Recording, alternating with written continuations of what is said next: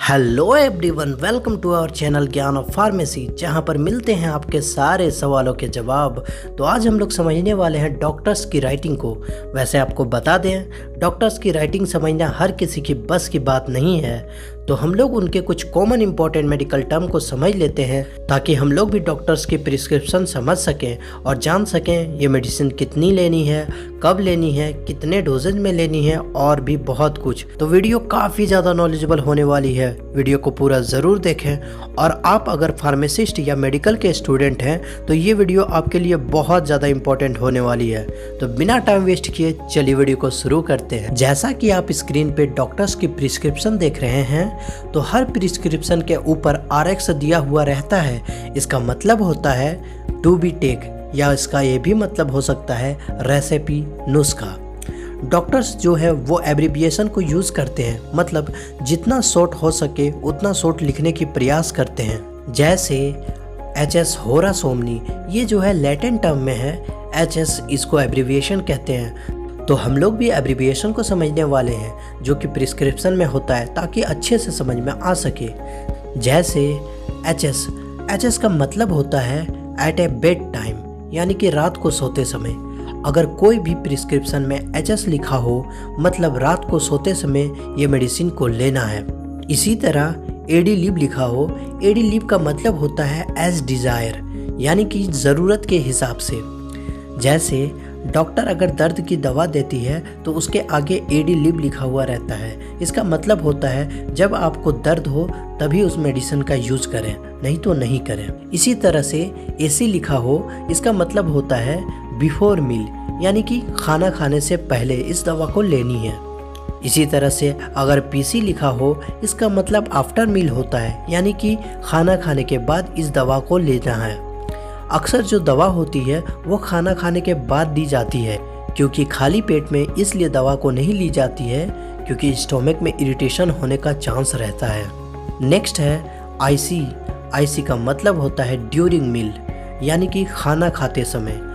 अक्सर जो शुगर के पेशेंट होते हैं उनको जो दवा दी जाती है उसके आगे IC लिखा हुआ रहता है। इसका मतलब ये है उन दवा को खाना खाते समय उस पेशेंट को यूज़ करना है। नेक्स्ट है OD का मतलब होता है वंस इन ए डे, यानी कि दिन में एक ही बार इस दवा को लेना है।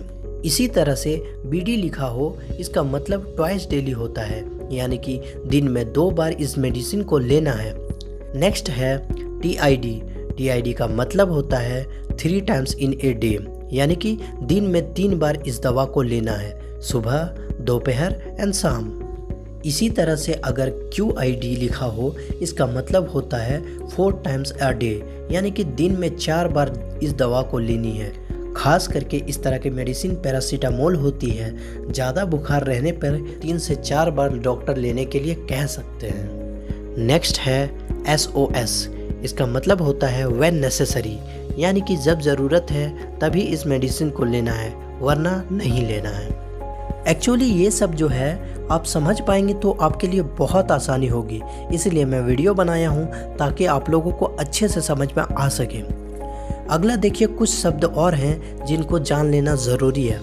जैसे कि स्टेट का मतलब होता है इमीडिएटली, यानी कि ये दवा आपको तुरंत लेनी है। ये आपके लिए नहीं होती। जैसे कि आपको तुरंत दवा चाहिए तो डॉक्टर पर्चे पे स्टेट लिख देते हैं ताकि ये मेडिसिन आपको तुरंत मिल पाए। इंजेक्शन वगैरह के आगे खास करके स्टेट लिखा जाता है ताकि आपको इंजेक्शन तुरंत मिल पाए। नेक्स्ट है OH का मतलब होता है एवरी आवर, यानी कि प्रत्येक घंटा। ये इंडोर पेशेंट के लिए होता है, यानी कि जो पेशेंट हॉस्पिटल के अंदर मौजूद है उसको हर घंटे दवा देनी होती है, तो वहाँ OH लिखा होता है।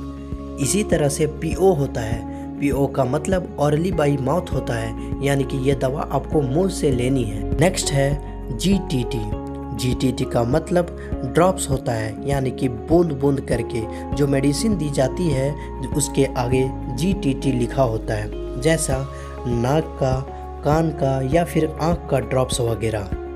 नेक्स्ट है अगर H या HR लिखा हो, इसका मतलब आवर होता है, यानी कि घंटे में केवल एक ही मेडिसिन को लेना है, तो वहाँ H या HR लिखा होता है। अभी तक मैं कॉमन टर्म्स आपको बताया हूँ जो डॉक्टर्स यूज करते हैं, तो तो कुछ और टर्म हैं जिसको डॉक्टर शॉर्ट फॉर्म में यूज करते हैं, जैसे CAP इसका मतलब कैप्सूल होता है, TAB इसका मतलब टैबलेट होता है, SYR इसका मतलब सिरप होता है, INJ इसका मतलब इंजेक्शन होता है, IM इसका मतलब इंट्रामस्कुलर होता है, IV इसका मतलब इंट्रावेनस होता है। तो ये सब कुछ कॉमन टर्म हैं जिनको आपको याद रखना होगा, जिससे डॉक्टर्स की प्रिस्क्रिप्शन देखने में आपको आसानी होगी।